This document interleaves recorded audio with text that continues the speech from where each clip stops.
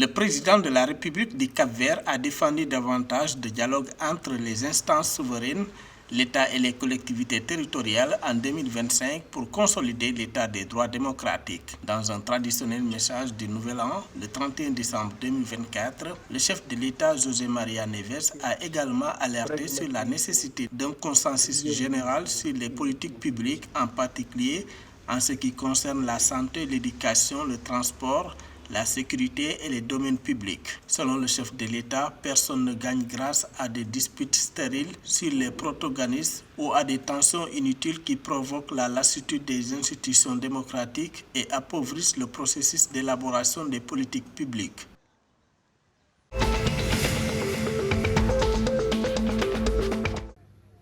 Le président du Ghana, Nana Akufo-Addo, a annoncé le 2 janvier 2025 que l'économie du pays connaît une reprise remarquable.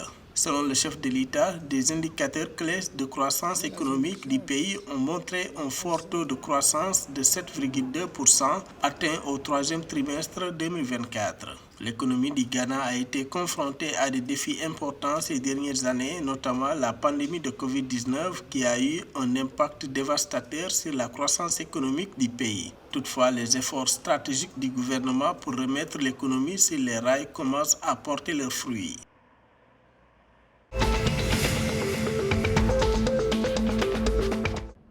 Au Nigeria, les données du service fédéral des recettes intérieures ont révélé le 2 janvier 2025 que les taxes non pétrolières sont estimées à 14,77 billions de naira. Cela correspond à 73% du total des impôts collectés entre janvier et novembre 2024, soit 20,211 milliards de naira. C'est une hausse notable de 7,57 milliards de naira, soit 105% en comparaison aux 7,20 milliards de naira recueillis en 2023. En revanche, les taxes liées au pétrole ont atteint 5,44 billions de naira, ce qui représente 27% du total des taxes recueillies pour la période.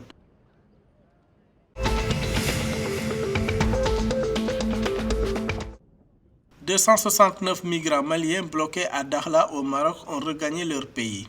Grâce à une coopération renforcée entre les gouvernements maliens et marocains, ces ressortissants ont pu regagner leur pays natal ce mercredi 1er janvier 2025.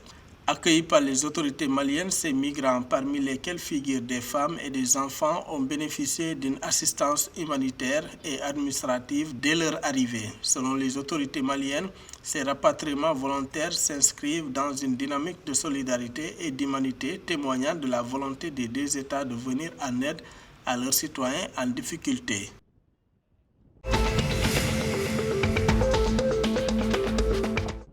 La Fédération sénégalaise de football, dans un communiqué du 1er janvier 2024, a honoré les équipes nationales locales et U15 pour leur qualification aux compétitions continentales dans leur catégorie. Les deux groupes nationaux ont reçu une somme totale de 45 500 000.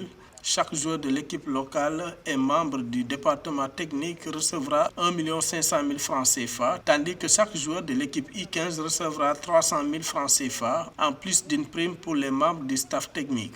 Le Sénégal est qualifié pour les compétitions continentales en cette année 2025 et défendra son titre dans les catégories I17, U20 et au CHAN.